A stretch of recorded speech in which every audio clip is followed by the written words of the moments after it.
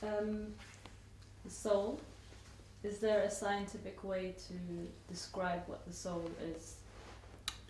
That's not a duty of science, because soul is not material, and science is only talk about material and its quantities and qualities of material-oriented or material-related matter, which can be experienced, which can be repeated, and which can be denied.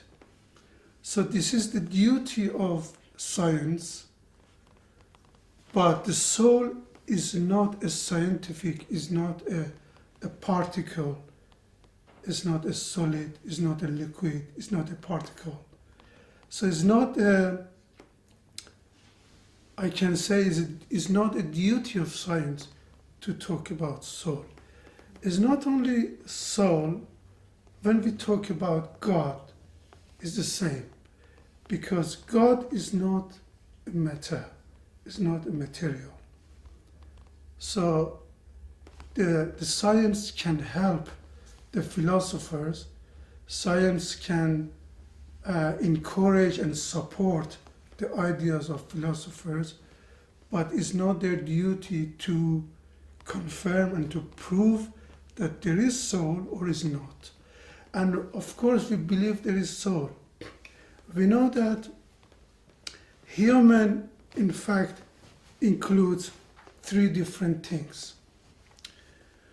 One is the body itself, which is a live body is equal to dead body.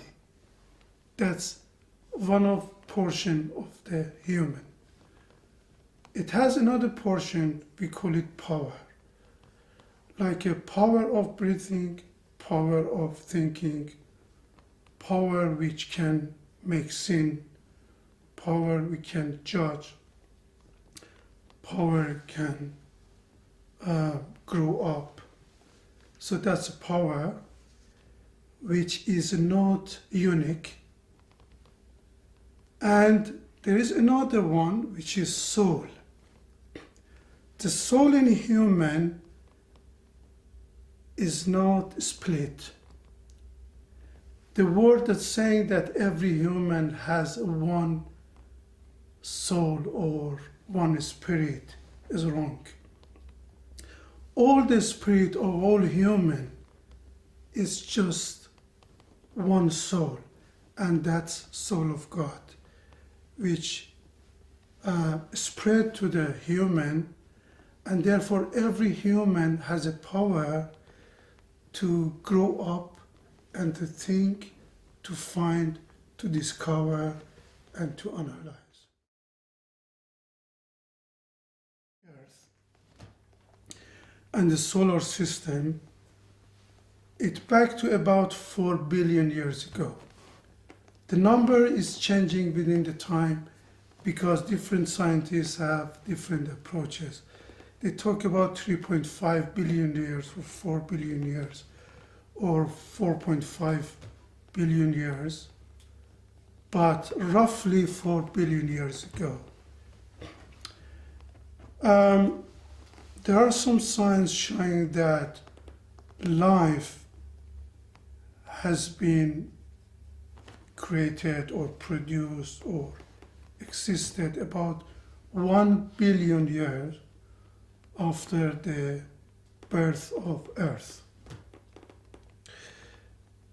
If this is correct, we don't know what type of life we had on that time.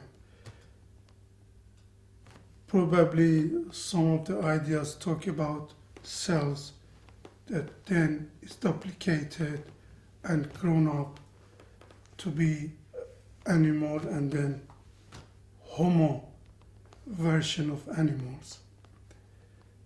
But there are something happened within last 3 billion years.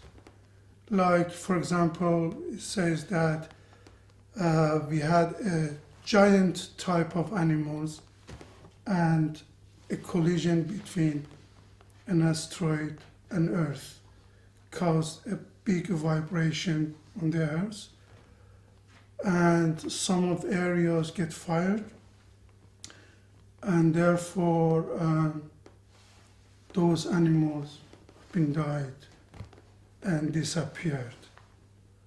But the whole life, perhaps in the form of plant, still was alive.